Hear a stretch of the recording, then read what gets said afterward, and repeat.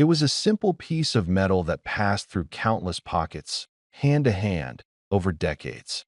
A coin no larger than a thumb, with familiar designs. One side the profile of Queen Elizabeth II, the other side the echidna curled into its defensive pose. Every feature was known, every curve expected. The date 1995 stamped clearly. On its face value, it was nothing more than 5 cents of Australian money. But this particular coin would come to represent something far beyond simple value. In 1995, the Royal Australian Mint struck around 85 million of these coins. They were copper-nickel, weighed about 2.83 grams, 19.41 millimeters in diameter, with milled edges. The obverse carried the third portrait of Queen Elizabeth II, her royal diadem, earrings, the designer's initials RDM subtly incised. On the flip side the echidna, designed by Stuart Devlin. Its little spines, tiny claws, fine detail, and beneath its belly the initials SD, almost unnoticed unless one knows what to look for. The coin had standard circulation use. For most it was everyday change to be spent, misplaced, mashed in purses, scraped off shoes. Over time, some of those 85 million became scratched, worn down, dulled by handling, by the elements, by time. Others retained surprising clarity. A crisp rim, sharp detail in the echidna's spines, the portrait still clean. Condition matters. Collector circles talk in terms like mint state, proof, uncirculated. They scrutinize every inch. Even small flaws become fascination. A tiny nick, a faint double strike, misaligned die, weak strike in one area. Some of those anomalies make a coin more than change. They make it rare. The rarity of an object isn't always about how few exist.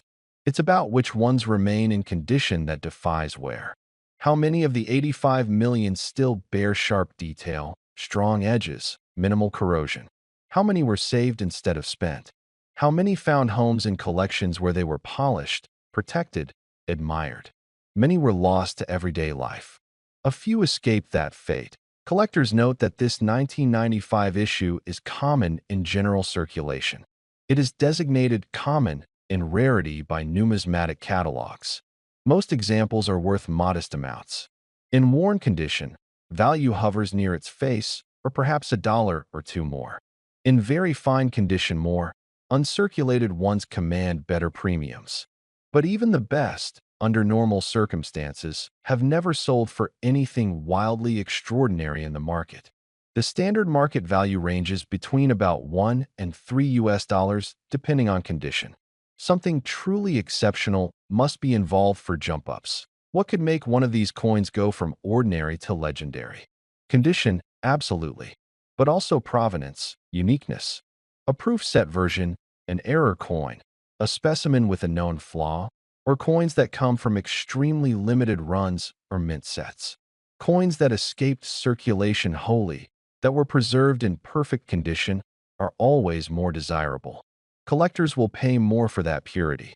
And sometimes myths grow. Stories of coins found in old safes, or collections that have been forgotten for decades, or specimens with some unusual pattern, or a misprint, or a pair with odd variations. Imagining one of these 1995 coins in a rare, perfect proof state, preserved since 1995, perhaps never handled, with every detail still razor-sharp, free from oxidation or damage.